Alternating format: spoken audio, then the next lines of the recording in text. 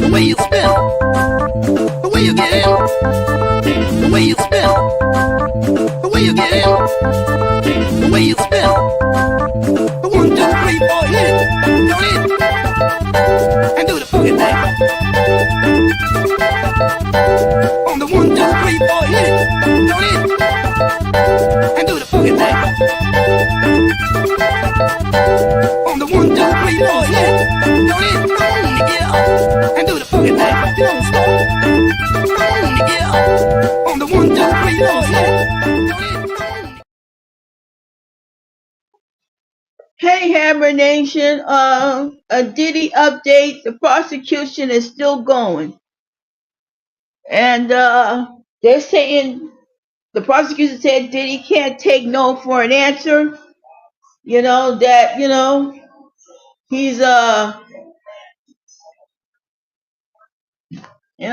they dumped the arson and the kidnapping charges against Diddy right now. So what do y'all think, Hammer Nation?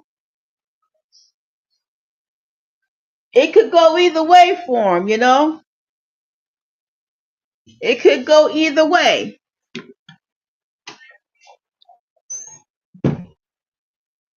This could go either way for Diddy, Diddy, aka Puffy, aka Love. Yeah. Sorry. The prosecution is still on their closing argument there, Corinne.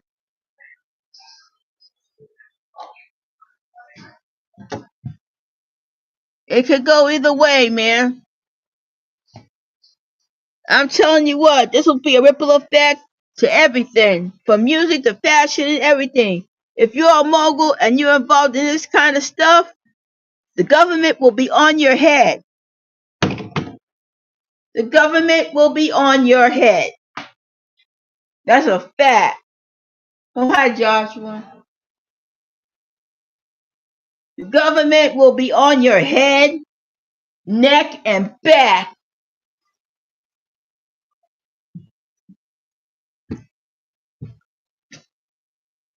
Yup. Either he's going to go out or he's going to start dropping soap.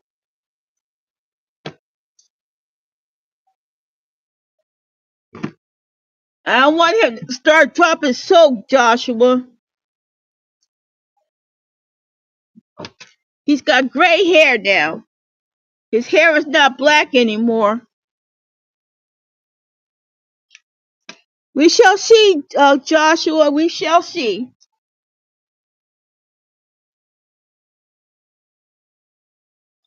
We shall see. I'm not in that jury room. There's no cameras in federal court. None. It could go either way, you know what I'm saying? It could go either way. Buddy. Oh, shoot.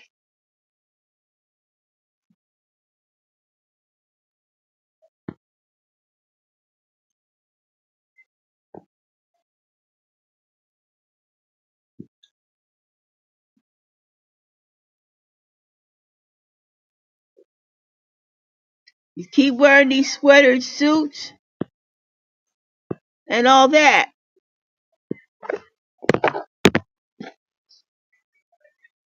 So the defense will have their chance tomorrow. So we will see what the defense is going to say. All these women was consensual. They knew what they was getting into with Diddy. So why now? That's what the defense is going to say tomorrow.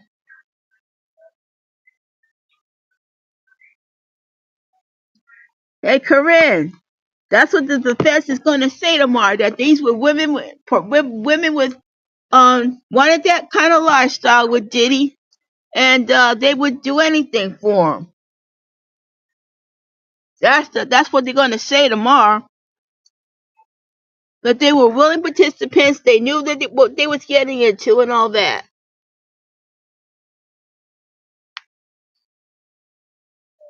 Man, it's a shame, fan.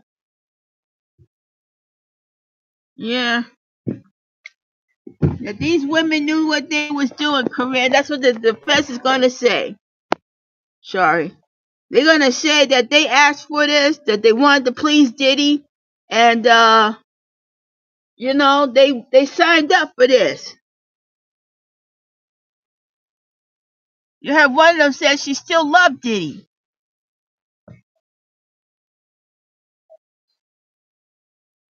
You know? So that's the thing right there. That's what the defense is gonna lay out tomorrow. Well, uh, as you all know, I lost my stepmom. And tomorrow I'll be leaving out of here to go to see my stepsister, and I will be back Saturday.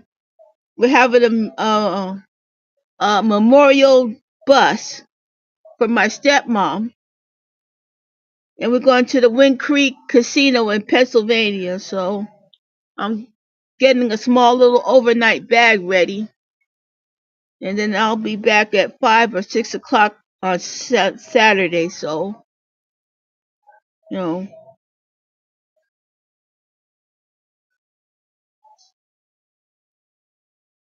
there might be a mixed verdict. You never know. Yeah.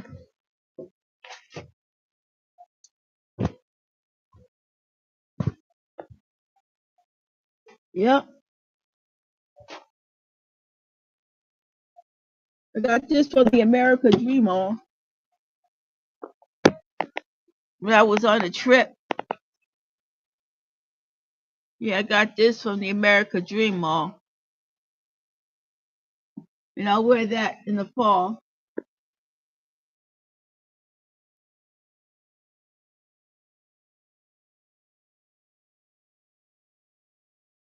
I don't think I've wore it yet.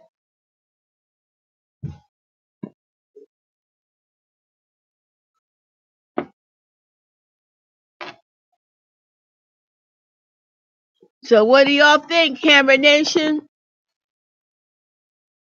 It's gonna be a long 4 hours. But we will see what happens, man. This could go either way for him. You say he's gray. His hair is all gray. He's wearing these sweaters like Mr. Rogers. And you know,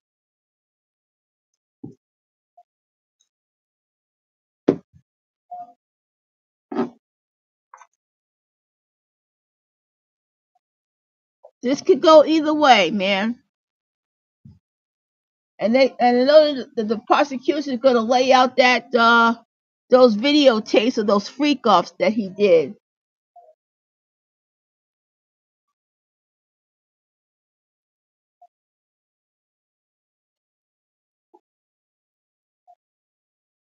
Hey Joshua, you think they're making too much of the state of New York making too much of these freak off videotapes? Because they're still gonna harper on that. All those freak offs.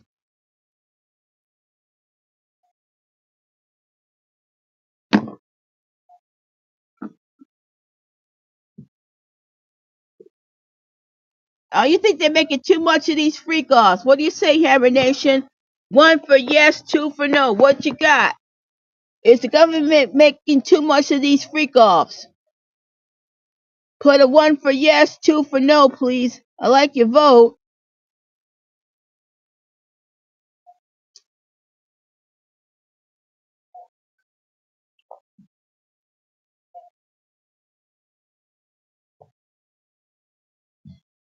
You're gonna harp on it every time.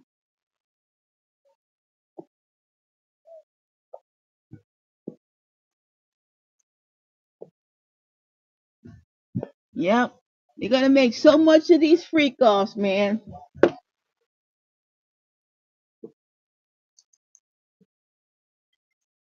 Yep. So we will see what they'll make of these freak offs. The government is gonna harper and harper and harper on these freak off tapes.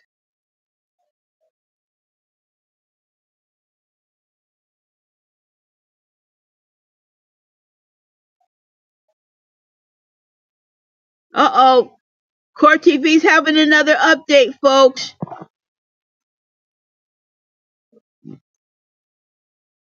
Yep, they're gonna have an update, folks. Ugh. Just a second.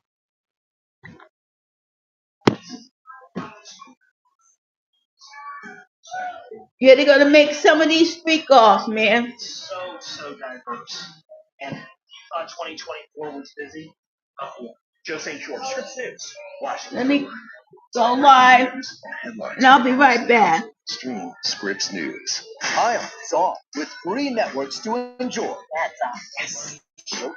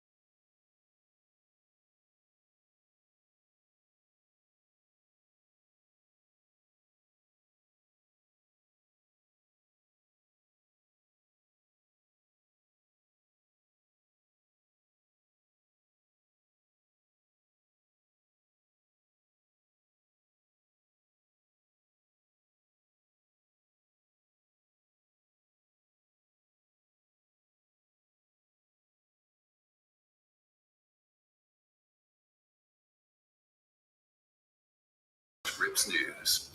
Call today and receive a free safety package. Plus, Yep.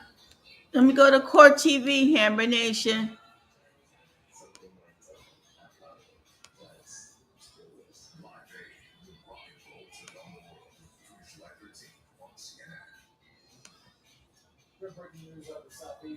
Oh, just a second.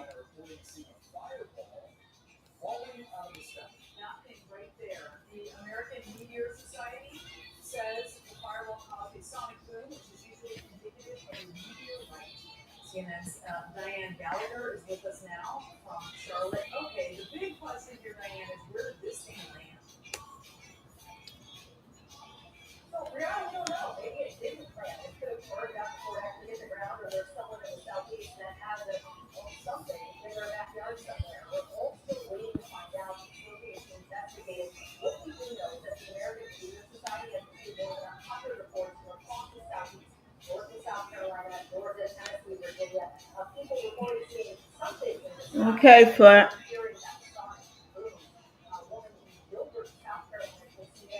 only people who belong in this courtroom, for instance, members of Sean Combs' family or someone like that, could get in through that locked door. And I ran right into Sean Combs' son, Christian Combs, outside of the courthouse when he was looking to get in after court had already been in session. I introduced myself to him. He was very polite, and I told him every good wish, as this has to be very difficult for Diddy's family members to sit through this and hear the government's closing argument. This is it, folks. Very salacious details about their dad's life, and the children are all here. So is Diddy's mom, and he looked at them this morning. That's how court started off, with him looking back at them, the recognition of the support. That moment, he put his hand to his chest, almost signifying an "I love you" to his family, who's seated just behind him in the gallery.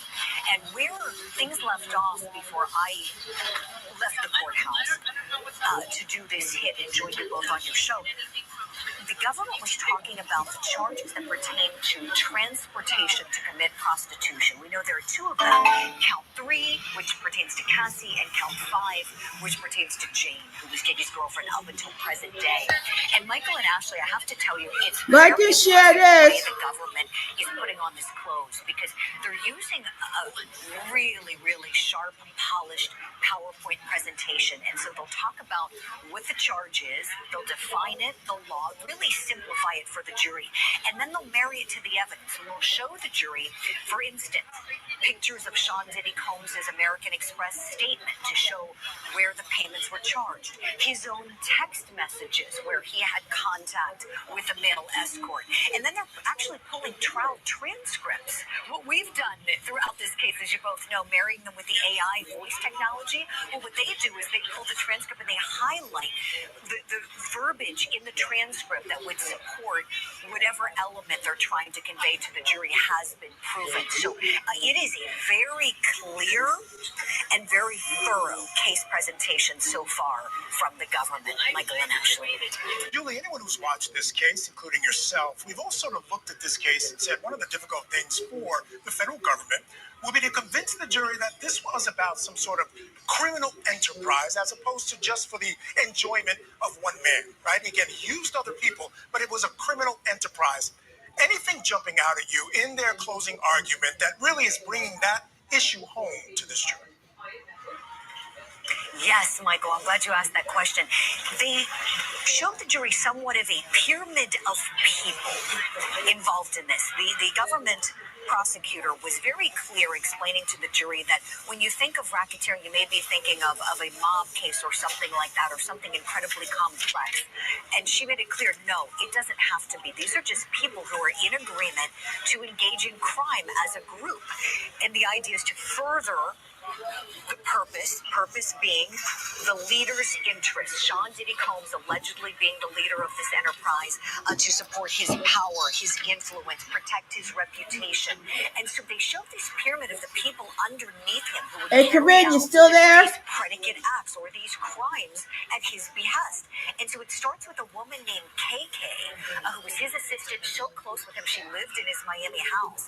Michael and Ashley, I about fell out of my seat when I heard her salary. She gets paid $600,000 a year to be his right-hand woman. He was even known to describe her, or I'm sorry, I should say, she was known to be described by others in the organization as being Diddy's right brain. That's how close they were in thought and in contact. And so they say KK was underneath him and below her. They said there were 5 what they call lieutenants, his close security guards, who they say would commit these predicate crimes at his behest. And below them, they showed pictures of about 15 to 20, I would estimate, workers, people who were in the organization who may have done things unwittingly, things like transporting drugs for freak-offs, perhaps scheduling travel arrangements for Diddy so that some of these members would travel to have sex with Cassie. We'll see what the defense says, man.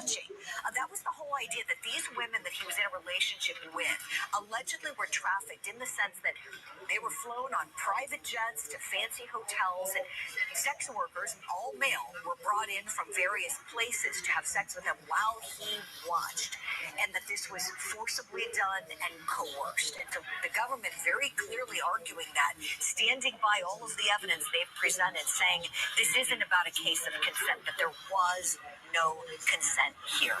Ashley and Michael. All right. Julie Grant, thank you so much for your great live reporting there. We are thrilled you're in New York to bring us all of the latest. Yeah, good stuff. And I just want to say, in the very beginning of the state's closing argument, they said something that I thought was very important. They explained to the jury that racketeering law, the whole theory behind it, because again, that's a difficult thing for people to understand when applied in this context. Sure. They said when someone commits a crime as part of a group, they are more powerful and dangerous. And I thought that was a great statement, and one that sort of banked home the idea of why they're going after him this week. Right, and that probably is pretty accurate. I think it's fitting in this case. All right, for now, though, we want to turn back to Florida. Okay, folks. In the missing boyfriend murder trial. Okay, folks, you got it. You got the gist of it on the closing arguments that the prosecution is doing. So I will be back for another update. Joshua or Corinne, are you still in the chat there? Huh? This is what it's coming down to, folks. This is Jetty's life is on the line here, folks. So we will see what happens with this, man. It's just a weird state of affairs. You know what I'm saying? That this guy Diddy did all of this, and he had some of his people help him in this endeavor, bringing all the freak offs, the baby oil. I'll never look at baby oil the same again, Hammer Nation. I will never look at baby oil the same again. I will never look at Tootsie Rolls the same again. Everything I used to like, I can't look at it no more. Everything I used to like, I can't deal with it. It's a shame, man. I never really liked Tootsie Roll in the first place, but I kind of miss this, I'll never look at baby oil again. Not in my lifetime. So, like I said, in the famous words of Captain Murdoch of Lethal Weapon, I'm getting too old for this shit. Yeah. Hey, Joshua, Corinne, are y'all still in there? It's getting down to the wire now.